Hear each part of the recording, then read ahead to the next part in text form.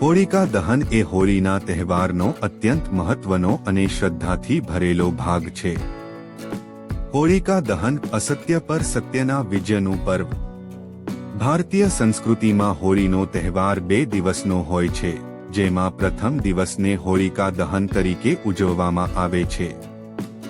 ફાગણ સુદ પૂનમની રાત્રે આ વિધિ કરવામાં આવે છે.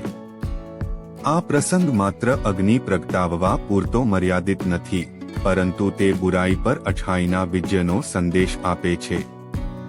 પૌરાણિક કથા અને મહત્વ. હોળિકા દહન પાછળ ભક્ત પ્રહલાદની અત્યંત પ્રચલિત કથા છે. હિરણ્યકશિપુનો અહંકાર. અસુર રાજા હિરણ્યકશિપુ પોતાને ભગવાન માનતો હતો, પણ તેનો પુત્ર પ્રહલાદ ભગવાન વિષ્ણુનો અનન્ય ભક્ત હતો. હોલિકાનું વરદાન. પ્રહલાદને મારી નાખવા માટે રાજાએ તેની બહેન હોલિકાની મદદ લીધી. હોલિકા પાસે એવી ચાદર વરદાન હતી કે જે તેને અગ્નિમાં બળતા બચાવતી હતી. અધર્મનો નાશ. હોલિકા પ્રહલાદને ખોળામાં લઈને ચિતા પર બેસી ગઈ, પરંતુ પ્રહલાદની અતૂટ ભક્તિને કારણે પવન ફૂંકાયો, ચાદર પ્રહલાદ પર આવી ગઈ અને હોલિકા બળીને ભસ્મ થઈ ગઈ. આમ હોળિકા દહન એ પ્રતીક છે કે ગમે તેટલી મોટી શક્તિ હોય, પણ જો તે અધર્મ સાથે જોડાયેલી હોય તો તેનો નાશ નિશ્ચિત છે. ઉજવણીની વિધિ. હોળિકા દહનની તૈયારીઓ ઘણા દિવસો પહેલાથી શરૂ થાય છે. હોળીની રચના. ગામના ચોકમાં કે સોસાયટીમાં છાણા, લાકડા અને ઘાસ ભેગું કરીને પિરામિડ જેવી હોળી બનાવવામાં આવે છે. તેની ટોચ પર પ્રહલાદ અને હોલિકાનું પ્રતીક મૂકવામાં આવે છે. પૂજન વિધિ.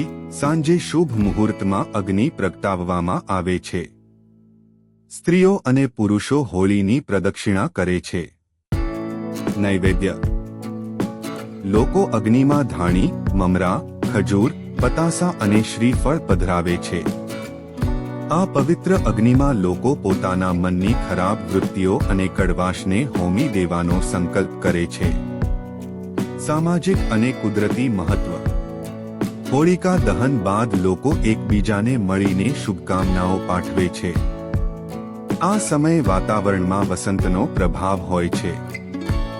હોળીની પ્રદક્ષિણા કરવાથી અને તેની ગરમીથી શિયાળાની આળસ દૂર થાય છે અને નવી ઉર્જાનો સંચાર થાય છે.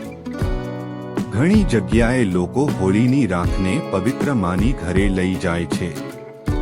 ઉપસંહાર.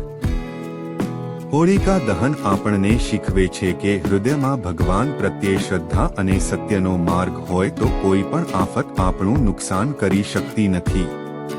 આવો આ હોળિકા દહને આપણે આપણા અહંકાર અને ખરાબ વિચારોનું દહન કરીએ.